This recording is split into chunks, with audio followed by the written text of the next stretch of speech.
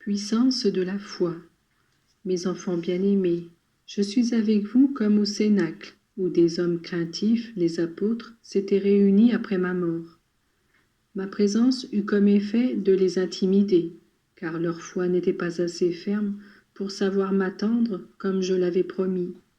Toutefois, quand ils virent les plaies de mes mains et mon côté, et lorsque je m'assis à table pour manger avec eux, leur intelligence s'ouvrirent, ils crurent et ils aimèrent. Maintenant encore, je suis ici pour vous demander foi et amour. Tout le reste vient en conséquence.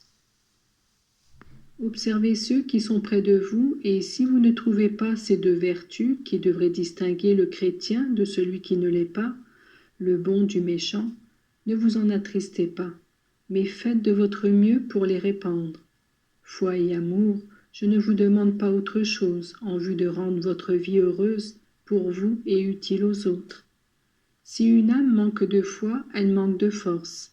Elle est comme un être abandonné à lui-même. Il lui manque le fil conducteur qui l'amène à Dieu et l'unit à lui.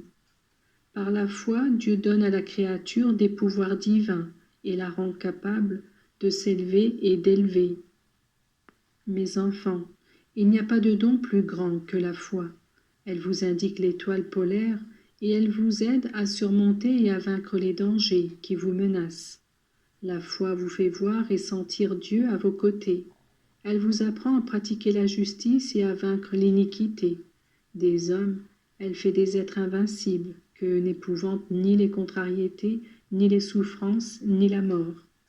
Si vous me demandez quelle grâce je dois solliciter du Père pour vous, je vous dis sans aucun doute que je demande la foi pour vous, celle qui rendait si forts les martyrs qu'ils étaient prêts à donner leur vie pour témoigner de la vérité divine.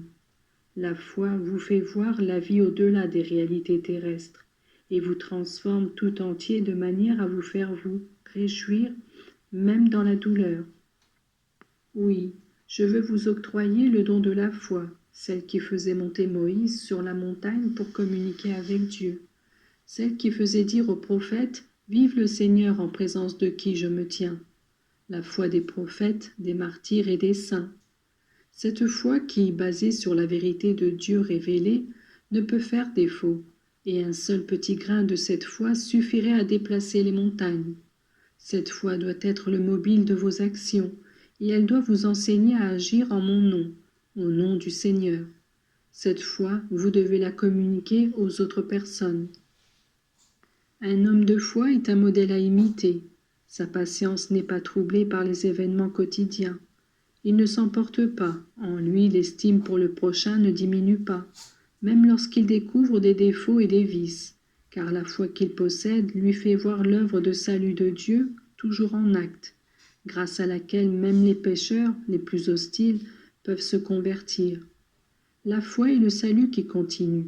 Je vous ai dit, celui qui croira et sera baptisé sera sauvé.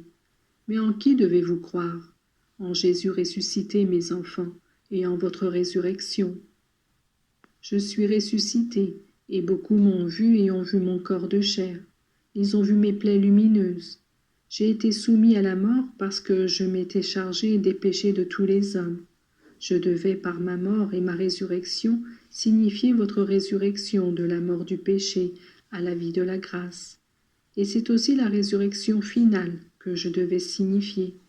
Pareils à des plaies lumineuses seront aussi les péchés que vous aurez commis. Après que, vous en étant repentis, vous en aurez fait un motif de gloire pour moi, le Fils de Dieu. Quand un pécheur vient à mes pieds et reconnaît sa faiblesse, il m'oblige à l'aimer d'un amour toujours nouveau, puisque se renouvelle pour moi la gloire de la résurrection. Vos plaies qui resplendissent cependant d'une lumière très pure seront aussi les souffrances que vous aurez acceptées par amour. L'amour est Dieu, amour très parfait et éternel. Eh bien, une âme qui aime et sait transformer sa vie en un don d'amour est comme un bijou précieux qui s'insère dans la couronne du roi. Elle est comme un rayon lumineux qui va jusqu'au cœur de Dieu et apporte sa contribution de gloire à la très sainte Trinité. Une âme dont la vie se sera déroulée dans la pratique de la foi et qui aura tout accepté et offert par amour resplendira dans le ciel d'une lumière particulière qui n'aura rien à envier à celle des anges. Mes enfants, trouvez-moi des âmes qui, au nom de la foi reçue à leur baptême, sachent accepter la vie telle qu'elle est, avec toutes ses tribulations. Se désespérer, se rebeller, maugréer et maudire ne font qu'accroître le poids de la croix. Faites-moi aimer, je vous donnerai la vraie paix, et vous comprendrez ce que j'ai dit à la Samaritaine. Je te donnerai une eau telle qu'en la buvant tu n'auras plus jamais soif. Je vous bénis, mes enfants, et je vous aide. Souvenez-vous que celui qui aura cru sans voir méritera la récompense éternelle. À tous, mon souhait de paix.